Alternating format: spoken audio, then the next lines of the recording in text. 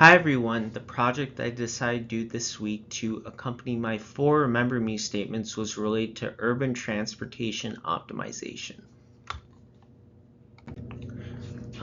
So for the project summary, the project seeks to maximize the efficiency of public train routes through analysis of ridership, GPS history, and patterns of delay.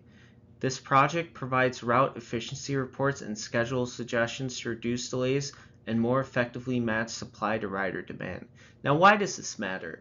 Disproportionate delays and shortages of train routes affect low-resource communities.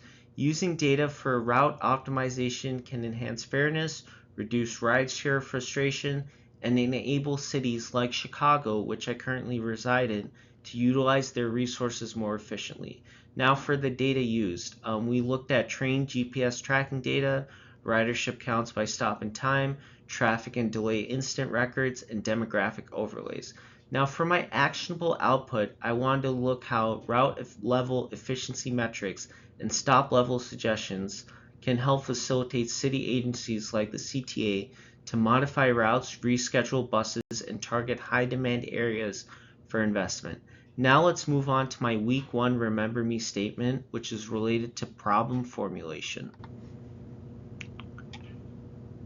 So for problem formulation, the Remember Me statement that I decided to use was, before choosing a model or method, it's critical to define a narrow and answerable question, because formulating the problem determines what data you'll need, what result you'll get, and whether the project will be helpful. Now, what does this mean? Problem formulation is crucial for all data science projects, and in reality, anything that you do. A clear question guides data collection, analysis, and valuable output, while a poorly defined question can make a model ineffective. Because if you think about it, right, if you have a general question and you don't necessarily know what you're looking at, you can be sent down a rabbit hole that at the end of the day doesn't relate to anything that you are trying to answer. Now, how did this apply to my project? For the urban transit optimization dashboard, I wanted to focus on optimizing train routes and minimizing delays using ridership and GPS data. This approach helped me to identify necessary data sources, define outputs, and anticipate benefits for city planners and stakeholders. Now let's move on to week 2, which is related to data collection and cleaning. So for week 2, the Remember Me statement that I decided to use was, when scoping a data science problem, start with what data you can collect, not just the question you want to answer. A great question is useless if you cannot back it up with data. And what does this mean? Even the most interesting data science questions are pretty much at the end of the day meaningless if the available or obtainable data can't support them.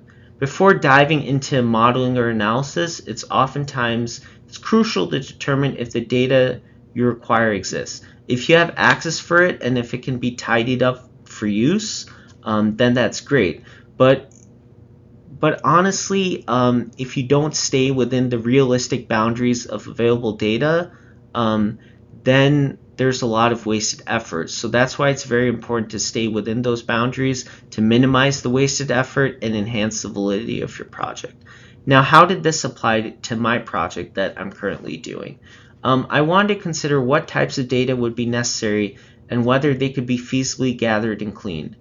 Train GPS logs and stop-level ridership data, for instance, would probably originate from the transit agency systems, but may be incomplete and noisy.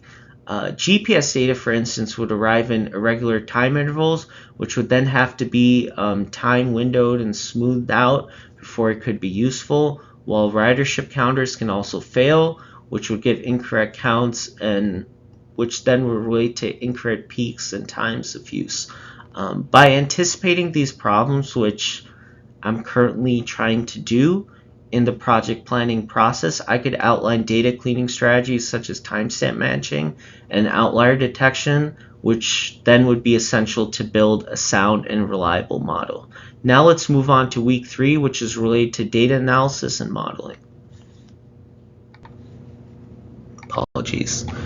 So for week 3 data analysis and modeling, the Remember Me statement that I decided to use was, the success of a data science model depends not only on accuracy, but on how well it fits the data, the context of the data, and the constraints of the real world environment that it's meant to serve. Now, what does this mean?